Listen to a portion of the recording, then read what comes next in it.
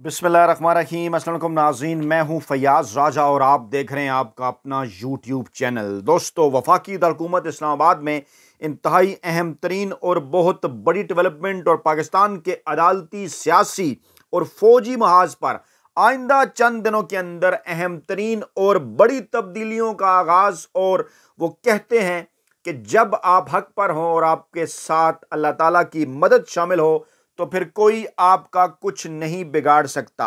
पाकिस्तानी सियासत का एक ऐसा किरदार, पाकिस्तान की 75 साल सियासी तारीख का मकबूल तरीन किरदार इमरान खान, जिसे पाकिस्तानी सियासत से आउट करने के तमाम तर हरबे आजमाए गए, मनसूबाबंदियां की गई उन्हें पाकिस्तानी सियासत से आउट करने के हवाले से।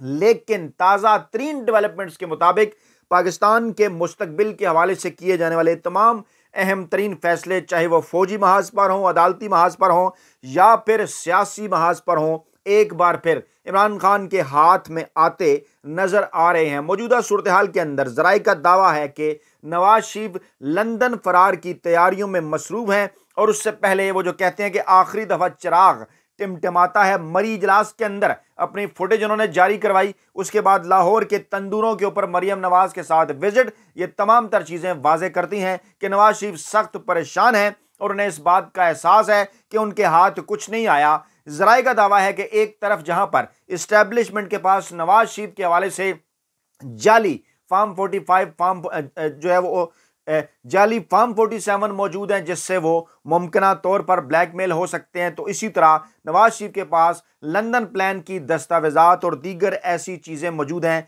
जिससे वो जवाबी तौर पर इस्टेब्लिशमेंट को ब्लैकमेल कर सकते हैं। लेकिन उसके लिए उनका मुल्क को छोड़ना ज़रूरी। और अब ये इत्तलात हैं कि बदलते हुए इस सियासी तनाजुर में जब गेम मुकम्मल तौर पर माफिया, हैंडर्स और सहूलतकारों के हाथों से निकल चुकी, जो इमरान खान को माइनस करना चाहते थे उनके हाथ में कुछ बाकी नहीं रहा और सबको अपनी अपनी पड़ चुकी।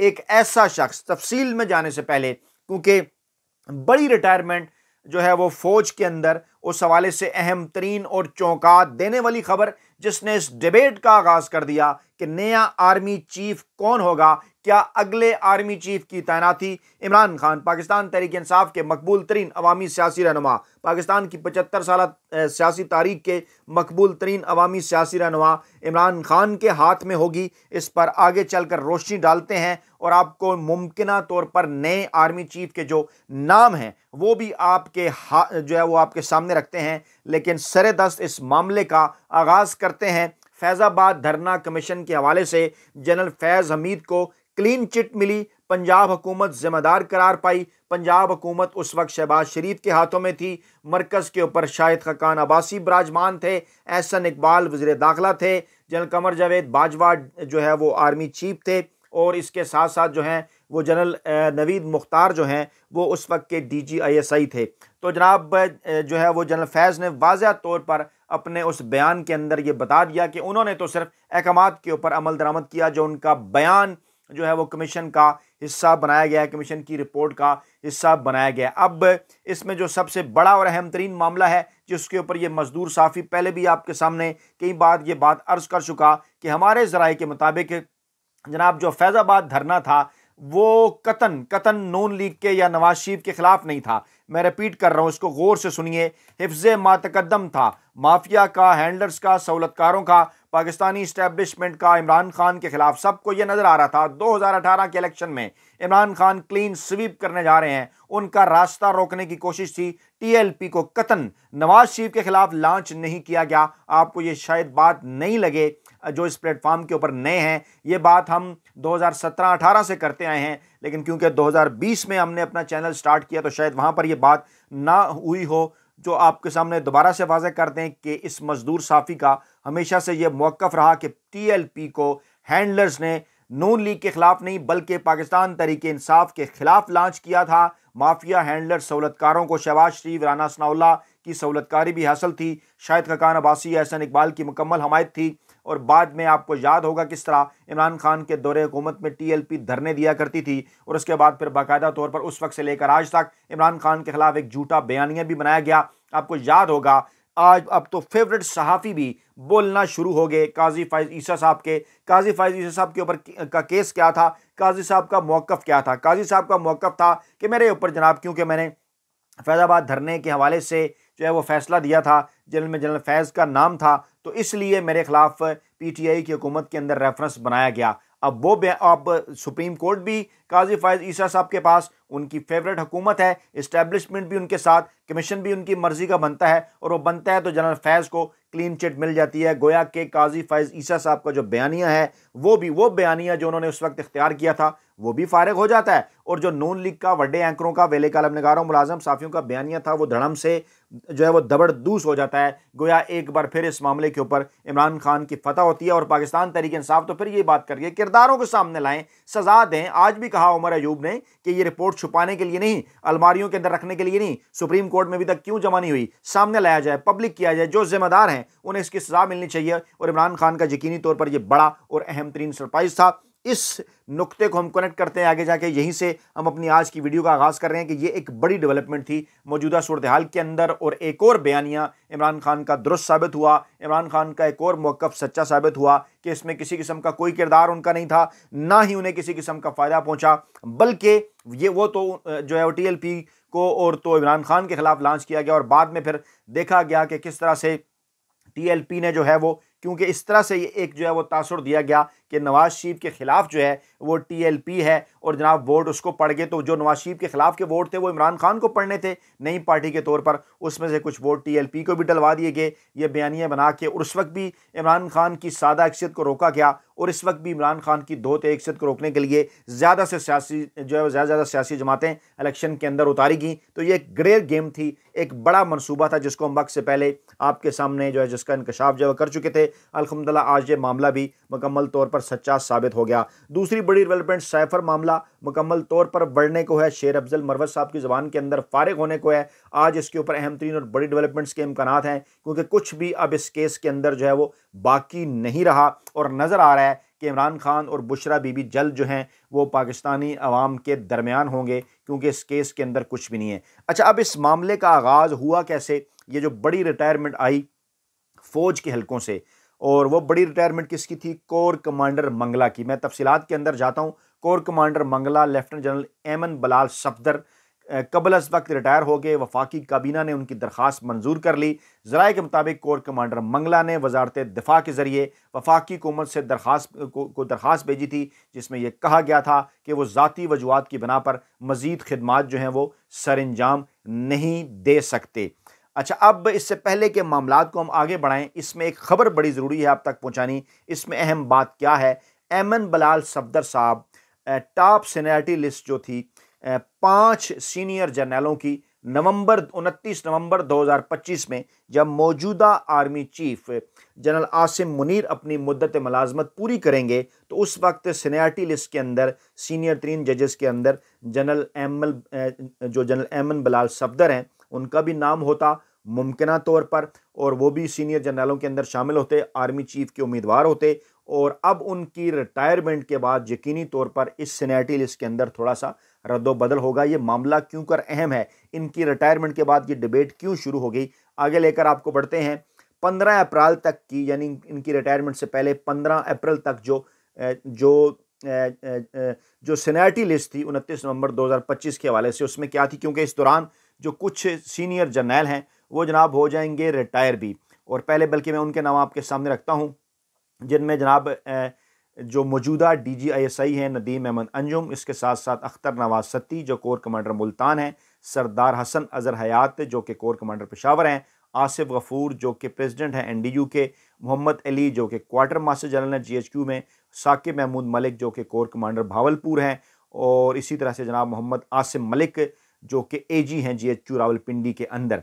अच्छा, यहाँ तक ये कहा जा रहा है, जो फौजी ज़राए हैं उनका ये दावा है, और ये कहा जा रहा है ज़राए का कि ये नवंबर 2025 से जिन जर्नलों के नाम मैंने आपके सामने रखे, ये नवंबर 2025 से पहले हो जाएंगे रिटायर, और मुमकिना तौर पर उस वक्त जो सीनियर जर्नल होंगे, जो लिस्ट भिजवाई जाएगी, पहले मैं टॉप 10 जर्नल उस वक्त जो होंगे उनके नाम आपके सामने रखता हूँ, जिनमें जनरल इनाम हैदर मलिक जो कि इंजीनियरिंग कोर्स से हैं, general Fayyaz Hussain Shah, general Noman Zikriya, general Zafar Iqbal जो कि एयर डिफेंस से हैं, जनरल एमन बिलाल सफदर जो रिटायर हो गए कोर कमांडर मंगला, और फिर उनके बाद general Ehsan Gulrez, general Amir Raza, general Shahid Imtiaz, general Munir Afsar और जनरल बाबर इफ्तिखार।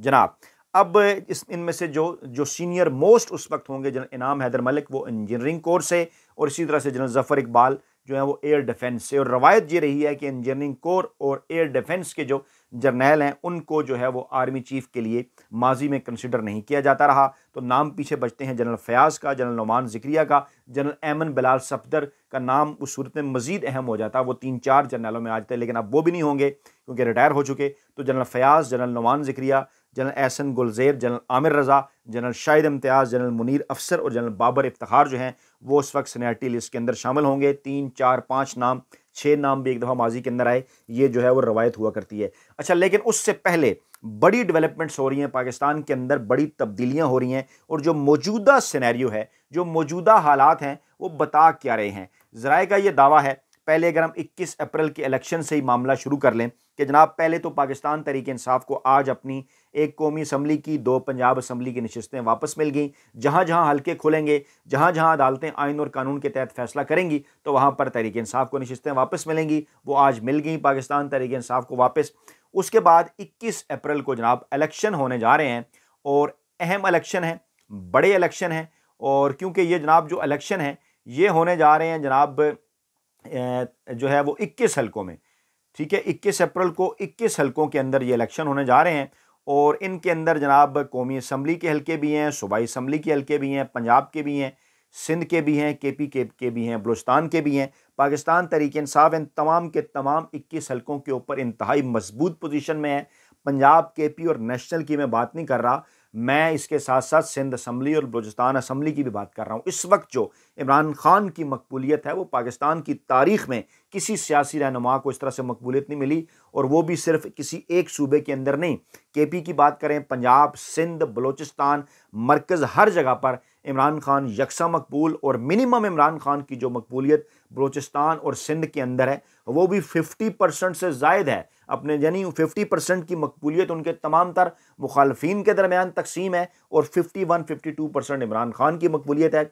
जबकि KP के अंदर 90% और पंजाब के अंदर 75% से ज़ायद है इमरान खान की मकबूलियत, और इस्लामाबाद में ये 95% से भी ज़्यादा है। कश्मीर, गिलगित बल्तिस्तान के अंदर भी इमरान खान की मकबूलियत 60 से 65% के दरमियान है। यानी इतनी ज़बरदस्त अवामी मकबूलियत इससे पहले पाकिस्तान की सियासी तारीख में किसी को नहीं मिली। तमाम तर सर्वे रिपोर्ट्स यही बताती हैं कि बड़ी तादाद में इन से भी 90-95% हल्के पाकिस्तान तहरीक इंसाफ ज़िमनी इलेक्शन के अंदर भी जीतने जा रही है।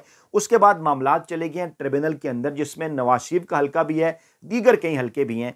और जिस तरह से अदालतों का मूड नज़र आ रहा है, जिस तरह से अब तहफ़्फ़ुज़ात आना शुरू हो गए हैं, Islamabad high court, Peshawar high court, Lahore high court, Sindh high court, Balochistan high court और even supreme court of Pakistan के जज साहबान भी दबे अल्फाज में रिमार्क्स के ज़रिए ये बात पहुंचा चुके हैं कि जनाब जो कुछ हो रहा है मुल्क के अंदर वो आइन और कानून के तहत नहीं हो रहा। एक सियासी जमात और इमरान खान का रास्ता रोका जा रहा है। इस बदलते हुए सिनेरियो के अंदर बिल्कुल ये बात दीवार पर लिखी हुई नज़र आ रही है कि ये हुकूमत अब मजीद नहीं चल सकती। 6 रुकनी अपोजिशन इत्तेहाद बन चुका। इमरान खान बिल्कुल इंशाअल्लाह ताला उम्मीद है अप्रैल के महीने में पाकिस्तानी अवाम के दरमियान होंगे। भरपूर अवामी तहरीक चलने जा रही है, तहरीक तहफ़्फ़ुज़ आइन पाकिस्तान, 6 जमाती इत्तेहाद। मुमकिन तौर पर मौलाना फजल रहमान और TLP को भी इसका हिस्सा बनाया जाएगा। इस किस्म का इंदिया दिया जा चुका 6 जमातों की जानिब से।